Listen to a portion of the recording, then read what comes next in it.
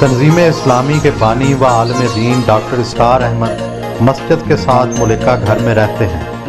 ان سے ملنے قرآن اکیڈمی پہنچے تو وہ اپنے کمرے میں اخبار پڑھنے میں مصروف تھے۔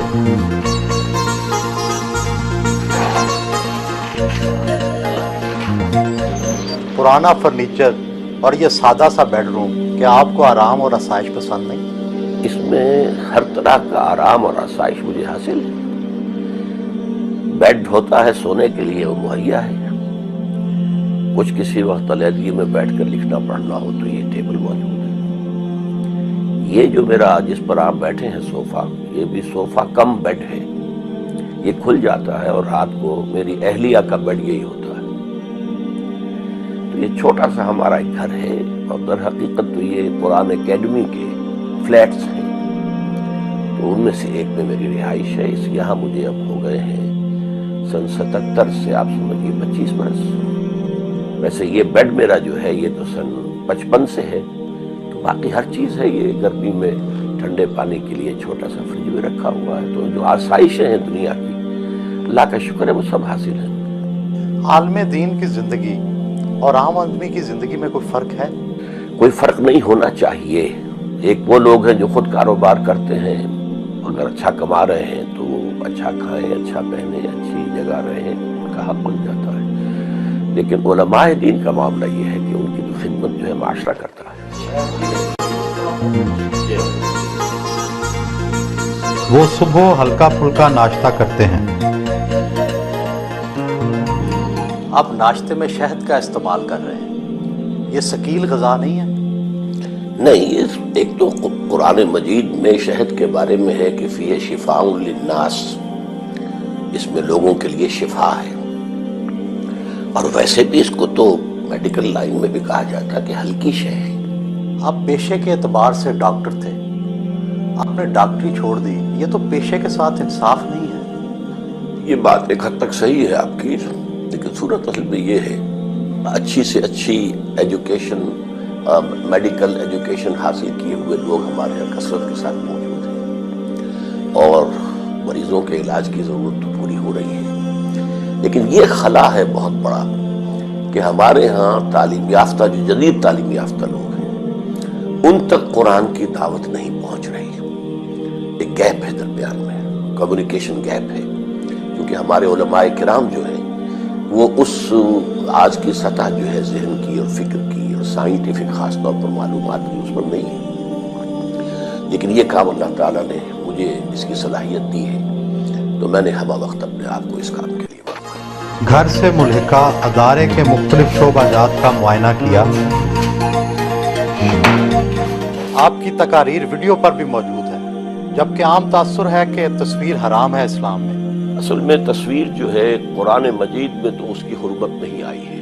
حرمت جو آئی ہے وہ حدیث نبوی میں ہے، اور اس زمانے میں تصویر ہاتھ سے بنائی جاتی تھی، یا مجسمہ ہاتھ سے تراشا جاتا تھا، جس کو کہ حضور نے حرام قرار دیا۔ البتہ جب کیمرے کی ایجاد ہوئی تو ایک اختلاف ہو گیا۔ عالم عرب کے علماء کی اکثریت کی رائے یہ ہوئی کہ کیمرے پر اطلاق نہیں ہوتا اس کا، اس لیے کہ اس میں ہاتھ کا کوئی عمل نہیں ہے۔ اس اعتبار سے ہم نے اس کو ایکسٹینڈ کیا، اور یہ آڈیو ویژول جس قدر مؤثر بنتا ہے لوگوں کے لیے، تو ظاہر بات ہے کہ ہم وہ تاثیر چاہتے ہیں، دین کی دعوت کے اندر وہ تاثیر پیدا ہو جائے، تو ہم اسے استعمال کر رہے ہیں۔ شعبہ سمع و بصر میں گئے،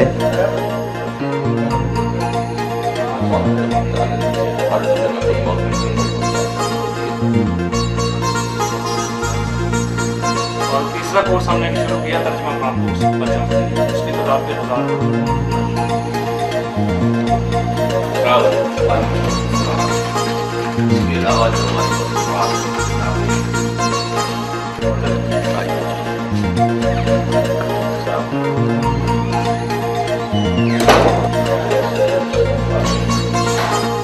لائبریری کا دورہ کیا۔ کون سی کتب کا مطالعہ کرتے ہیں؟ اختلافی نقطہ نظر کی کتب بھی دیکھتے ہیں؟ بہت کم۔ میرے نزدیک الکتاب قرآن مجید ہے، اس لیے کہ انسان کی اصل ضرورت ہے ہدایت، اور کتاب ہدایت جو ہے صرف قرآن ہے، اس کے سوا کوئی کتاب نہیں۔ البتہ یہ کہ قرآن مجید ہی کی وضاحت پر مشتمل احادیث ہیں، ان کا بھی مطالعہ کرتا ہوں، اور خاص طور پر سیرت النبی صلی اللہ علیہ وسلم اور پھر خلفائے راشدین کے دور کی تاریخ جو ہے وہ میرا موضوع مطالعہ ہے۔ آپ نے عام علماء دین کے برعکس تحریر کی بجائے تقریر کو ذریعہ اظہار بنایا ہے، اس کی کیا وجہ ہے؟ اصل میں نے چونکہ اپنے کام کا آغاز کیا تھا درس قرآن سے، اسی کی بنیاد پر اپنے حلقے جو ہیں آرگنائز کیے، تو اس سے گویا کہ اللہ تعالیٰ نے میری زبان کو کھول دیا، خاص طور پر قرآن کے ساتھ، تو یہی چیز آگے بڑھی، اور بعد میں مجھے اس سے بڑی تسکین حاصل ہوئی کہ نبی اکرم صلی اللہ علیہ وسلم نے بھی کبھی کچھ لکھا نہیں، بلکہ آپ کا جو میڈیم تھا لوگوں سے رابطے کا اور دعوت کا، وہ اسپوکن ورڈ تھا۔ گویا کہ یہ دو ایمان کے لازمی تقاضے ہو گئے کہ ایک تو دل میں ایمان ہو، یقین والا ایمان، پرسنل کنوکشن کی شکل اختیار کر لے، صرف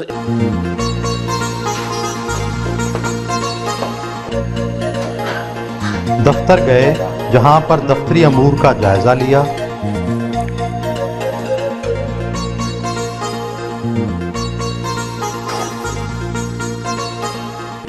رسائل کا مطالعہ کیا، وہیں پر خط و کتابت بھی کی۔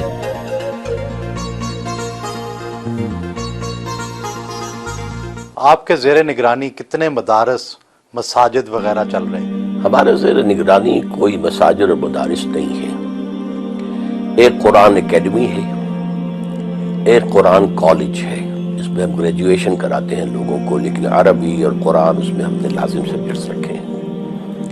ایک ہمارا 1 ایئر کورس چلتا ہے ایڈلٹس کے لیے، کوئی ڈاکٹر ہیں، کوئی انجینئر ہیں، انہوں نے دنیاوی تعلیم حاصل کی ہے لیکن دینی تعلیم سے بالکل بے بہرا ہیں، تو ہم 1 سال کے لیے انہیں یہاں بلاتے ہیں اور وہ ہم انہیں عربی پڑھاتے ہیں، قرآن پڑھاتے ہیں۔ باقی ہم نے کوئی علیحدہ سے مساجد کوئی تعمیر کرنے کا اپنا منصوبہ نہیں بنایا۔ مساجد تو ہم سمجھتے ہیں جو بھی عام مسلمانوں کی ہیں اسی میں ہمیں بھی نماز پڑھنی چاہیے، ورنہ علیحدہ مساجد بنانے کا مطلب ہو جاتا ہے گویا کہ آپ کوئی ایک نیا فرقہ ایجاد کر رہے ہیں۔ آپ نے دیگر اسلامی جماعتوں کی موجودگی میں اپنی ایک الگ تنظیم قائم کی، ایک 1.5 اینٹ کی الگ مسجد بنائی، تو جب عالم دین ہی اکٹھے نہیں ہیں تو اتحاد امت کیسے ممکن ہے؟ عالم دین بھی اکٹھے نہیں ہیں اور اتحاد امت بھی ممکن نہیں ہے۔ جو چیز ممکن ہے وہ یہ ہے کہ کوئی ایک نئی جماعت ابھرے اور اس کی قیادت کی اپیل اتنی عام ہو جائے کہ لوگ اس کے گرد جمع ہو جائیں۔ جب تک یہ ماڈل دنیا میں نہیں آتا کہ ہم کسی پوری دنیا کو بلا سکیں، آؤ come and see with your own eyes, this is Islam, یہ ہم نے قائم کر دیا، آؤ دیکھو اس کی سیاست کیا ہے، اس کی معیشت کیا ہے، اس کی معاشرت کیا ہے، come and see for yourself, اس وقت تک امت مسلمہ کے حالات نہیں بدلیں گے۔ کیا آپ اپنے آپ کو انقلابی رہنما سمجھتے ہیں جس کے گرد سب لوگ اکٹھے ہو جائیں؟ میں اپنے آپ کو ایک انقلابی داعی سمجھتا ہوں۔ یہ اللہ تعالیٰ کی مشیت پر منحصر ہے کہ وہ کس کو کس وقت قبول فرما لیتا ہے اور کس کے لیے پھر عوام کے اندر جو ہے ایک قبول عام کی کیفیت پیدا کر دیتا ہے، یہ اللہ تعالیٰ کا فیصلہ ہوتا ہے۔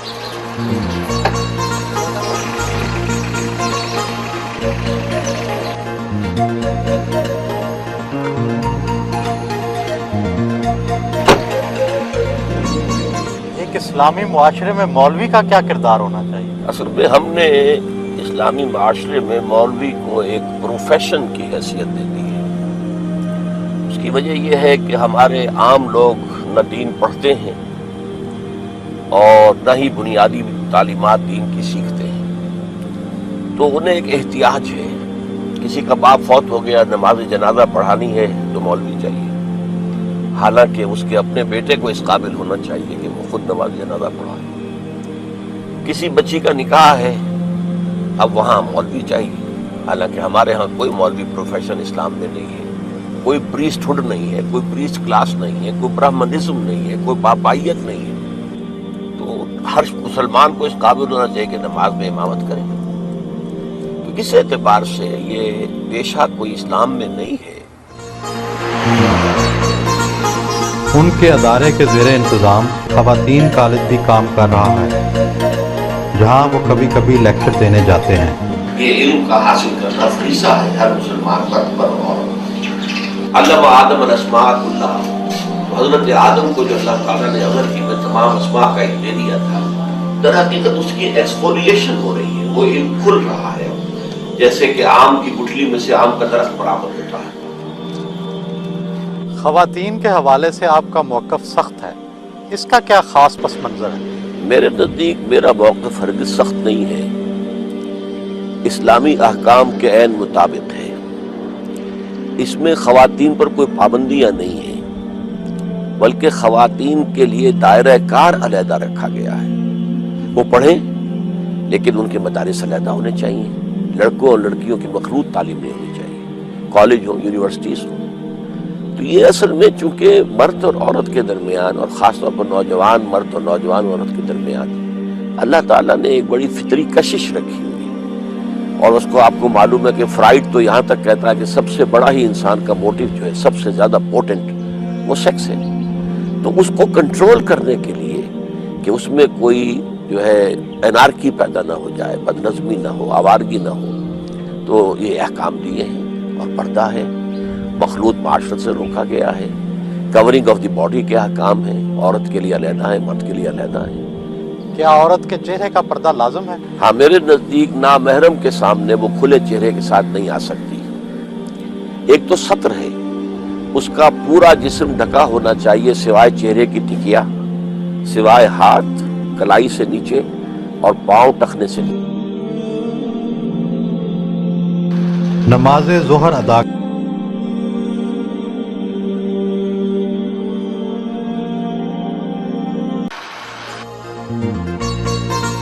کالج کے ساتھ ہی ان کی بیٹی کا گھر واقع ہے، نواسے نواسیاں ان سے ملے۔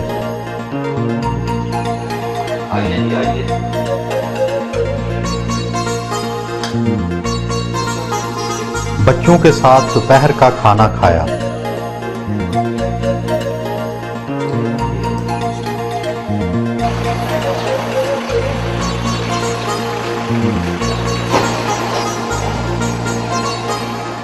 آپ کی شخصیت میں کافی سختی نظر آتی ہے، حصے لطافت کے حوالے سے آپ کی کیا دلچسپیاں ہیں؟ میں قرآن مجید کی قرآت کا عاشق ہوں، خاص طور پر شیخ محمود خلیل الحصری مرحوم، عبد الباسط عبد الصمد مرحوم، ان سے میں بچپن میں موسیقی کا بہت رسیا تھا اور اچھا گا لیا کرتا تھا، آواز کے اندر ایک کیفیت تھی، اور مجھے خاص طور پر سہگل کے گانے انتہائی پسند تھے۔ یعنی یوں سمجھیے کہ کوئی میلوں دور سے بھی سہگل کی آواز آ رہی ہو تو میرا جو اینٹینا ہے کان کا اس کو کیچ کر لیتا تھا۔ پھر میں نے رفتہ رفتہ پھر اپنی شعوری زندگی کا جب آغاز ہوا ہے تو اس کو سبسٹیچیوٹ کیا میں نے قرآن مجید کی تلاوت سے۔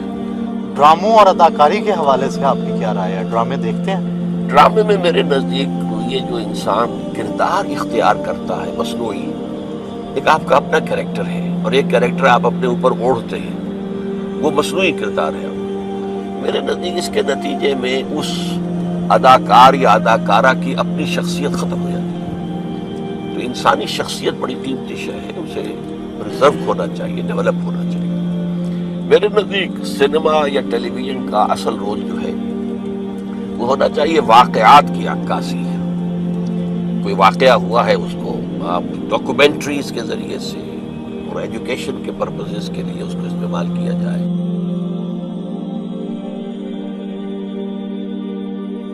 دوپہر کو وہ تھوڑی دیر آرام ضرور کرتے ہیں۔ آپ کی تربیت مذہبی گھرانے میں ہوئی، کیا آپ گھٹن محسوس کرتے تھے؟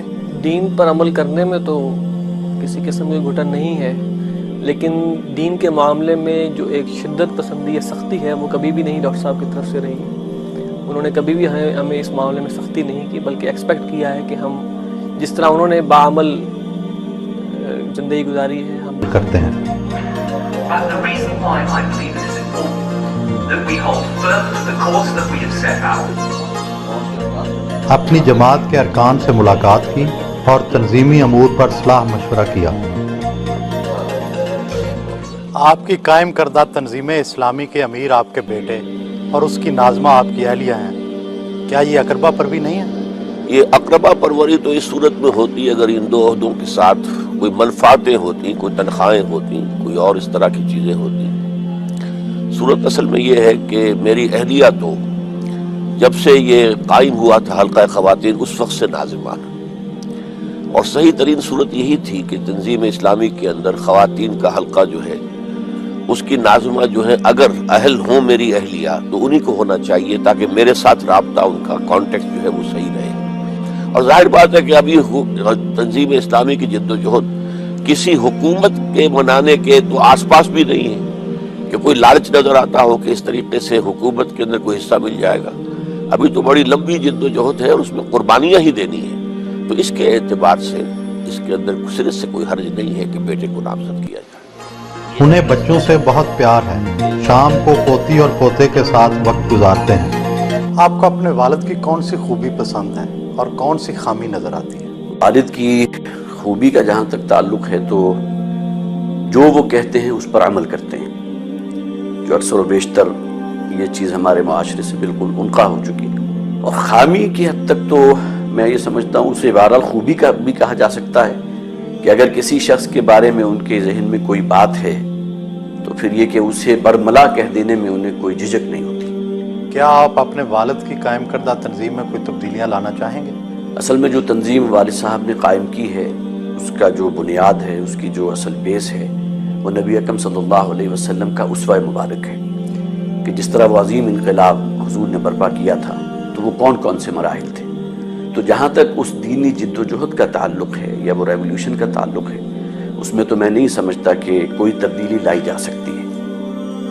مسجد میں باجماعت نماز عشاء ادا کی۔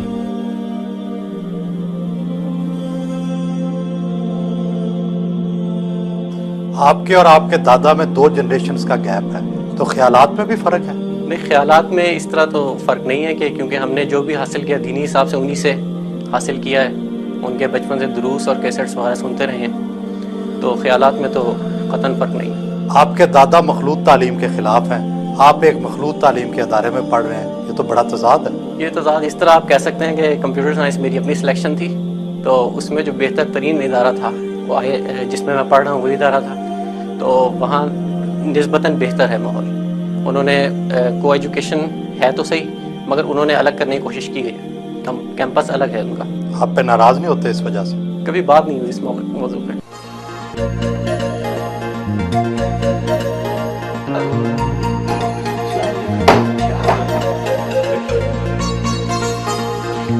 رات کے کھانے کا انتظام ان کے بیٹے کے ہاتھ تھا۔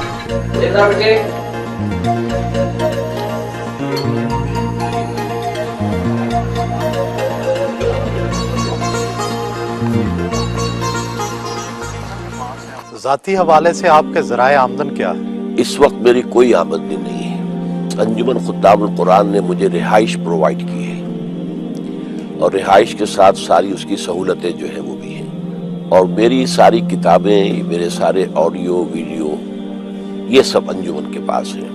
اس کے ٹریڈنگ سے یا اس کی سیل سے مجھے کوئی ایک پیسے کا بھی منفعت نہیں ہوتی۔ تو باقی یہ کہ دال روٹی کا معاملہ رہ جاتا ہے، تو میرے بچے ماشاءاللہ اب مختلف جابز پر ہیں، وہ سپورٹ کر رہے ہیں۔ کیا عورت کو گھر سے باہر ملازمت کا حق ہے؟ اصل میں اس کے لیے ضروری ہے کہ پردہ اور ستر کے احکام کو ملحوظ رکھتے ہوئے اگر کہیں کوئی امکان ہو تو کوئی حرج نہیں ہے۔ کشمیر کے جہاد کے حوالے سے آپ کی رائے دوسرے علماء سے مختلف ہے، اس کی کیا وجہ ہے؟ اصل میں میرے نزدیک جہاد تو کسی بھی سٹرگل کو کہتے ہیں، فریڈم سٹرگل یہ بھی جہاد ہے۔ یہ جو کچھ آج کل ہو رہا ہے یہ ہم جہاد کے لفظ کو استعمال کر لیتے ہیں، تو کشمیر کا معاملہ بھی یہ ہے کہ یہ کشمیر کے لوگوں کو ہندوستان سے آزادی حاصل کرنے کی جدوجہد کرنے کا حق حاصل ہے، لیکن اس میں بھی ایک رائے ہو سکتی ہے۔ میری رائے یہ ہے کہ اگر وہ ہتھیار نہ اٹھاتے تو بہتر تھا، پولیٹیکل موومنٹ لے کر چلتے ہیں۔ پولیٹیکل موومنٹ میں اگر کوئی 1 لاکھ کا جلوس نکلے اور اس کے اوپر فائرنگ ہو اور 100 آدمی مارے جائیں تو اس کا پوری دنیا کے اندر ایفیکٹ جو ہوگا وہ بہت مختلف ہوگا۔ تو اصل میں سیاسی تحریک چلتی تو اتنی جانیں بھی نہ جاتی، اس سے کم جانوں کے اندر اس کا ایفیکٹ بہت زیادہ ہوتا۔ آپ نے طالبان کی حمایت کی، کیا یہ فیصلہ غلط نہیں تھا؟ قطعاً نہیں، میں پوری طرح مطمئن ہوں اب بھی کہ ہمارا ان کا ساتھ تعاون اور ان کو تسلیم کرنا بالکل صحیح تھا، اس لیے کہ طالبان نے پورے افغانستان میں سوائے 5% علاقے کے یا میکسیمم 7% ہوگا، پورے افغانستان میں پورا امن و امان قائم کیا۔ باقی انہوں نے شریعت کے احکام نافذ کیے، ان سے غلطیاں ہوئی ہیں، ظاہر بات ہے کہ ان کی اپنی کچھ ریسٹورینٹس بھی تھیں اور انہیں تجربہ نہیں تھا، تو بہت سی چیزیں ہیں اپنی جگہ پر، لیکن بحیثیت مجموعی وہ ایک صحیح اسلامی حکومت تھی۔ صحیح اسلامی نظام ابھی قائم نہیں ہوا تھا، یہ حکومت تو اسلامی تھی۔ آپ نے جماعت اسلامی کیوں چھوڑی تھی؟ جماعت اسلامی کو میں نے جوائن کیا تھا یہ سمجھ کر کہ یہ ایک اصولی اسلامی انقلابی جماعت ہے اور اس کا جو طرز عمل ہے وہ انقلابی ہے، اور یہی بات ہے کہ سیاست میں اس نے سن 41 میں یہ قائم ہوئی اور اس نے کسی سیاست میں حصہ نہیں لیا، کسی الیکشن میں حصہ نہیں لیا، یہاں تک کہ سن 46 کا جو بہت ہی زیادہ اہم الیکشن تھا جس کے نتیجے میں پاکستان وجود میں آیا، اس میں بھی حصہ نہیں لیا، ووٹ بھی نہیں ڈالے، نہ اس کے لیے کوئی کسی کو سپورٹ کیا۔ پاکستان میں آ کر انہیں محسوس ہوا کہ یہاں اب پولیٹیکل جو ہے ویکوم ہے، اور ہم ذرا پاکستان کا جو نعرہ تھا، پاکستان کا مطلب کیا، لا الہ الا اللہ، اسے ہم اون کر کے تو ہم اگر انتخابات میں آئیں تو جلدی ہم اقتدار پر پہنچ جائیں گے۔ تو جب جماعت نے وہ راستہ اختیار کر لیا اور مولانا مودودی مصر رہے، حالانکہ خاصی مؤثر جب جماعت کے اندر یہ رائے آ گئی تھی سامنے کہ یہ ہم غلطی کر بیٹھے ہیں، ہمیں واپس ہونا چاہیے، لیکن مولانا جو ہے اپنے اس فعل پر جازم رہے، تو پھر ہم لوگوں نے علیحدگی اختیار کی۔ آپ اپنی زندگی کی تمام تر جدوجہد کے باوجود کوئی انقلاب نہیں لا سکے، کیا آپ اپنے کام سے مطمئن ہیں؟ میں اپنے کام سے بالکل مطمئن ہوں، انقلاب روز روز نہیں آیا کرتے ہیں، یوں سمجھیے کہ انبیاء کرام میں سے بھی صرف ایک شخصیت ہے حضور صلی اللہ علیہ وسلم کی جن کے دست مبارک سے ایک انقلاب برپا ہوا، اور یہ انقلاب ایک مرتبہ اور آنا ہے جس کی خبر دی ہے محمد الرسول اللہ صلی اللہ علیہ وسلم نے، اور وہ جب ہوگا تو پوری دنیا پر خلافت کا نظام قائم ہوگا، لیکن یہ انقلاب میرے نزدیک کئی نسلوں میں مکمل ہوگا۔ اب ان کے آرام کا وقت تھا جس پر ان سے اجازت لی۔